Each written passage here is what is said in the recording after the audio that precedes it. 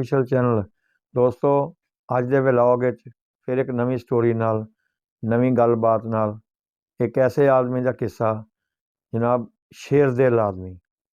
और यकीन करो कि बहुत कम लोग जड़े हैं ना वो इस तरह के होंगे और ज़ाती ज़िंदगी च भी शेर दिल और पर्दे ते भी शेर दिल। और जनाब एक्टर फनकार इकबाल हसन साहब का सा जनाब। और यकीन करो कि एक्टर लोग तो पता ही है बेचारे हसास जे होंगे आ बड़े जड़े ना वो लुक लुक के बहन वाले बस अपने कम ना कम ते इस तो अगे कुछ भी नहीं हो बेचारे बड़े हसास जे होंगे आ नाजुक मजाज ही तुसी कह सकते हो। लेकिन वो आदमी देखो यकीन करो कि फिल्मां दे अंदर तो चलो एक फनकार सी ना लेकिन ज़ाती जिंदगी विच बड़ा दलेर आदमी बहुत ही बहादुर और रूबरू खड़ा होके खड़ाक नाल गल करने वाला और जिवें कहंदे ना कि दलेर आदमी सी। किस्सा ये हैगा वा हिस्टरी ये दस रही है जनाब कोई ये तो नहीं है हुण 1980 की गल आ।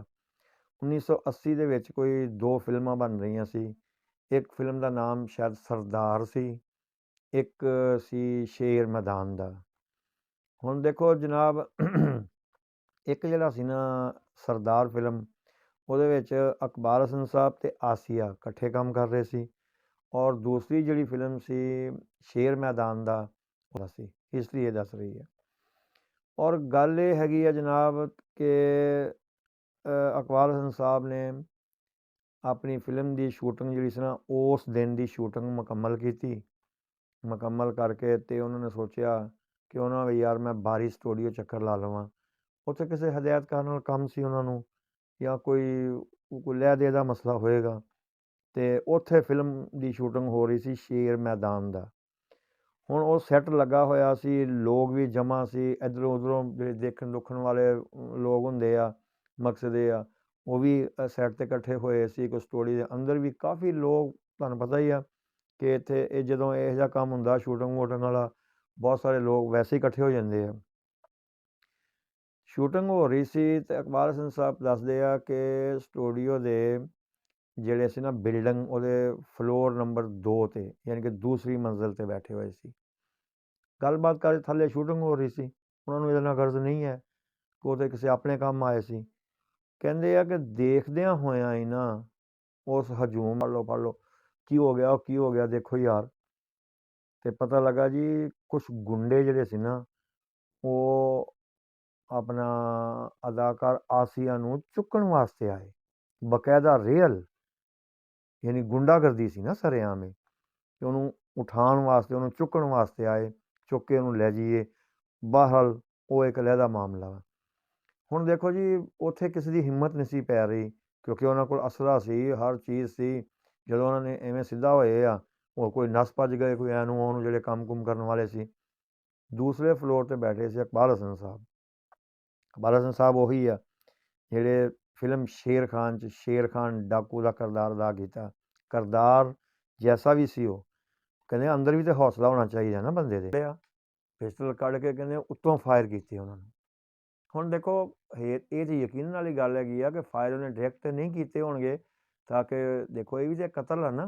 ਫਿਰ 100 ਮਸਲੇ ਫਿਰ ਸਾਬਤ ਕਰਨ ਲੱਗਿਆ ਵੀ 100 ਮਸਲੇ ਹੋ ਜਾਂਦੇ ਵੀ ਇਹ ਡਾਕੂ ਸੀ ਕਿ ਨਹੀਂ ਸੀ ਡਾਕੂ। ਇਹ ਕੋਈ ਨਿਜ਼ਾਮ ਮੁਲਕ ਦਾ ਐਸਾ ਹੈਗਾ ਕਿ ਉਹ ਖੌਫਜ਼ਦਾ ਹੋਣ ਜਾਂ ਫਿਰ ਲੜਨ ਵਾਸਤੇ ਤਿਆਰ ਹੋਣ। ਹਾਲਾਂਕਿ ਜੇ ਉਹਨੇ ਫਾਇਰ ਕੱਢੇ ਸੀ ਤਾਂ ਉਹਨੂੰ ਇਹ ਵੀ ਪਤਾ ਸੀ ਕਿ ਅੱਗੋਂ ਵੀ ਫਾਇਰਿੰਗ ਹੋ ਸਕਦੀ ਆ ਲੇਕਿਨ ਉਹਨੇ ਨਹੀਂ ਪਰਵਾਹ ਕੀਤੀ ਇਸ ਚੀਜ਼ ਦੀ। ਉਹਨੇ ਫਾਇਰ ਕੀਤੇ। ਉਹ ਫਾਇਰ ਦੇਖਦਿਆਂ ਹੋਇਆਂ ਉਹਨੂੰ ਦੇਖਿਆ ਉੱਤੇ ਉਹਨਾਂ ਨੇ ਉਹ ਡਾਕੂਆਂ ਨੇ ਉਹ ਜਿਹੜੇ ਸੀ ਗੁੰਡੇ ਉਹਨਾਂ ਨੇ ਜਦੋਂ ਦੇਖਿਆ ਵੀ ਯਾਰ ਇਹ ਤਾਂ ਇਕਬਾਲ ਹਸਨ ਉਹਨਾਂ ਨੇ ਫਿਰ ਉਹਨੂੰ ਲਲਕਾਰਿਆ ਕਿ ਯਾਦ ਰੱਖੀ ਤੂੰ ਹੁਣ ਤੇ ਕੰਮ ਕੀਤਾ ਨਾ ਤੂੰ ਥੱਲੇ ਆ ਜ਼ਰਾ ਜਾਂ ਕਿਤੇ ਤੈਨੂੰ ਮਿਲਾਂਗੇ ਅਸੀਂ ਔਰ ਤੈਨੂੰ ਮਿਲ ਕੇ ਤੈਨੂੰ ਹਸ਼ਰ ਦੇਖੀ ਤੇਰਾ ਕੀ ਕਰਦੇ ਹਾਂ। ਥੱਲੇ ਉਤਰਿਆ ਉਹਨੇ। ਥੱਲੇ ਉਤਰ ਕੇ ਵੀ ਉਹਨਾਂ ਨੂੰ ਉੱਤੇ ਫਾਇਰਿੰਗ ਕੀਤੀ। 2-4 ਜਾਂ ਜਿੰਨੇ ਵੀ ਉਹ ਬੰਦੇ ਸੀ ਡਾਕੂ ਸੀ ਉਹ ਗੁੰਡੇ ਸੀ ਉਹਨਾਂ ਨੂੰ ਨਸਾਇਆ ਇਕੱਲੇ ਬੰਦੇ ਨੇ। ਹੁਣ ਦੇਖੋ ਉਸ ਵੇਲੇ ਸਟੂਡੀਓ ਦੇ ਅੰਦਰ ਮੇਰਾ ਖਿਆਲ ਆ ਕਿ 100-200 ਬੰਦਾ ਤਾਂ ਆਮ ਜੀ ਗੱਲ ਆ। ਕਿਸੇ ਦੀ ਹਿੰਮਤ ਨਹੀਂ ਪਈ। ਇੱਕ ਇਕੱਲੇ ਆਦਮੀ ਦੀ ਹਿੰਮਤ ਕਿਉਂ ਪਈ ਹੈ? ਇਸ ਵਾਸਤੇ ਕਿ ਜਿਹੜੀ ਤੁਹਾਨੂੰ ਮੈਂ ਪਹਿਲੇ ਵੀ ਅਰਜ਼ ਕੀਤੀ ਆ, ਜਿਹੜੇ ਅੰਦਰੋਂ ਦਲੇਰ ਹੁੰਦੇ ਆ ਨਾ, ਉਹ ਬਾਹਰੋਂ ਵੀ ਦਲੇਰ ਹੀ ਹੁੰਦੇ ਆ।